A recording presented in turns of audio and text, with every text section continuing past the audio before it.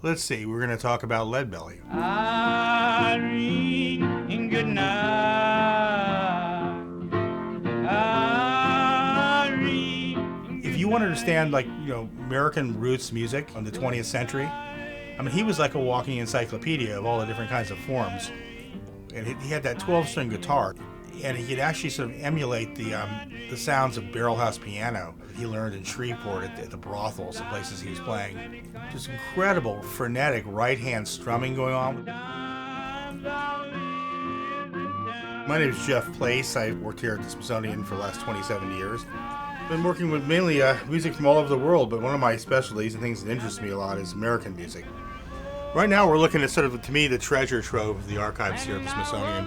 It's the acetate instantaneous discs. This is what people used to record on before tape was invented.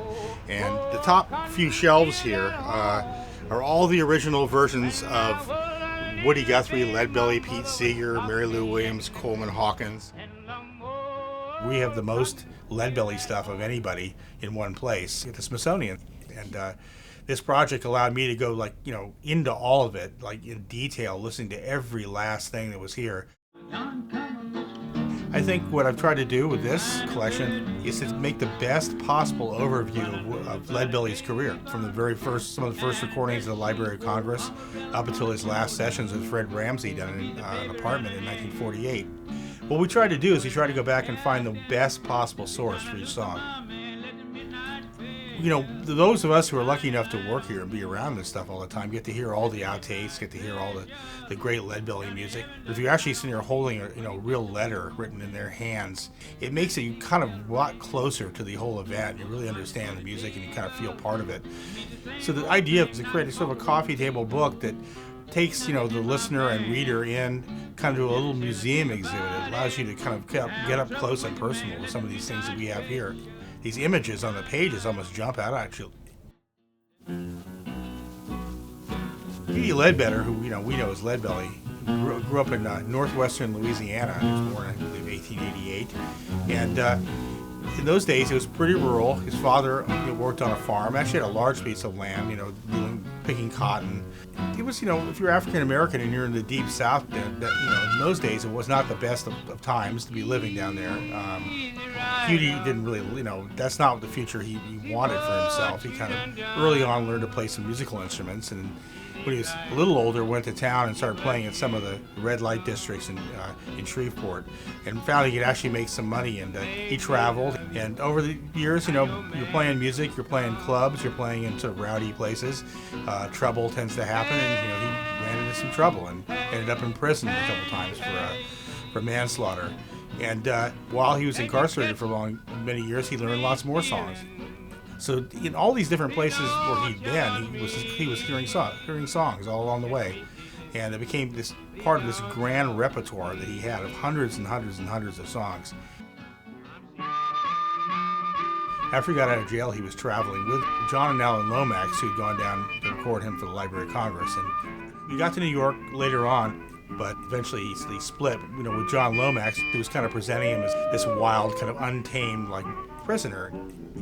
Leadbelly really didn't care for that particular. I'm gonna move. So he fell in with a lot of the folk music people up in New York, including Cisco Houston and Woody Guthrie and Pete Seeger and Sonny and Brownie and Josh White and other people. But these are the original discs, and they're cut by a disc cutting machine in the studio as as the person is performing.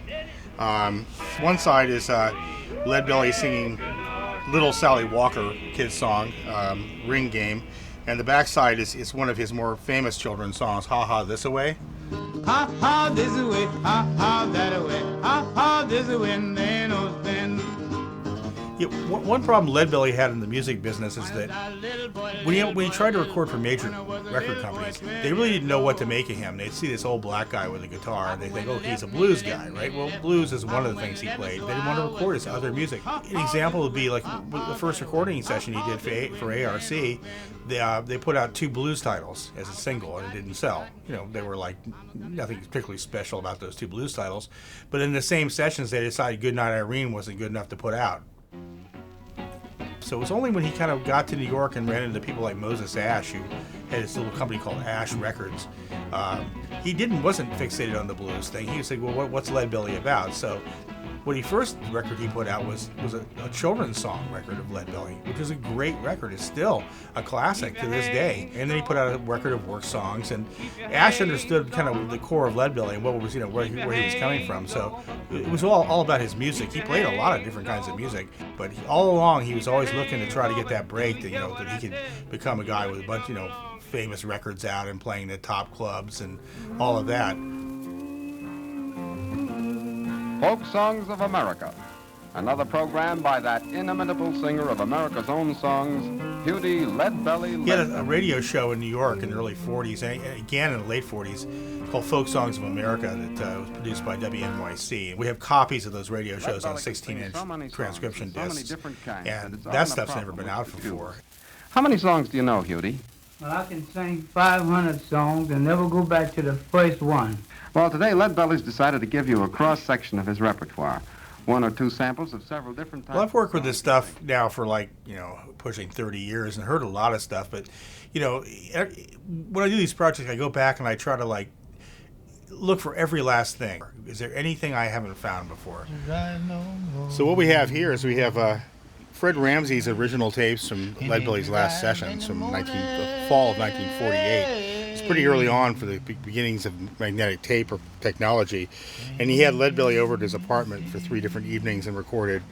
I found one whole tape where Ramsey was just sitting in his apartment with Leadbelly, and they're socializing, probably having a beer and a sandwich. And Ramsey, who was a record collector, jazz records, was just playing some of his records for Leadbelly. Just like you or I may be sitting around someone's apartment playing music for each other. And this is all being taped, right? So he starts playing a Bessie Smith record, and then he stops, and Leadbelly's, oh yeah, I knew Bessie Smith. I met her, Ramsey goes over and drops the needle on the Bessie Smith 78. No one knows you when you're down and out. And Leadbelly starts singing perfect harmony and pitch with a Bessie Smith record. And that was kind of that was the wow moment for this record, is you actually get the essence of Leadbelly. Oh, I think you're listening to the stuff in Ramsey's apartment, and you're there. You're like one of the fortunate few that's at the party. Black girl, black girl. Well, Leadbelly, I think, I don't know, he's always really genuine, I think. He just sung really powerful. It was just the presence. He took his music seriously. You play him a song once and he'd memorize it. He loved performing for children. He loved, his friends. He was really supportive of all the people around him. And he actually ended up going on a European tour, one of the first blues guys to do so, and he ended up playing in Paris, and he was having just real difficulty playing his guitar. So he actually went to a doctor who diagnosed him with Gehrig's disease. But, unfortunately, after he died, a year later, his song Goodnight Irene became #1 in the country for months. Would have made him a ton of money and got him a lot of notoriety. But, he wasn't there to appreciate it. I think that what he really wanted, he would have had if he lived 2 years longer. Irene, good night. Irene, good night. Coming out of almost 30 years of doing this work in various times, and it's all here now in the archive. And that's the important thing. It's not for us to do all this great work in the archive and have it sitting here in the archive. It's getting it out there into projects so people, like you people who are watching this, can actually experience it too. I mean, some of the stuff you hear on those acetates, the clarity is just unbelievable. Leadbelly is a fabulous musician. In all forms and fashions. He was definitely an encyclopedia of American music. And I think, that people would do well to listen to this.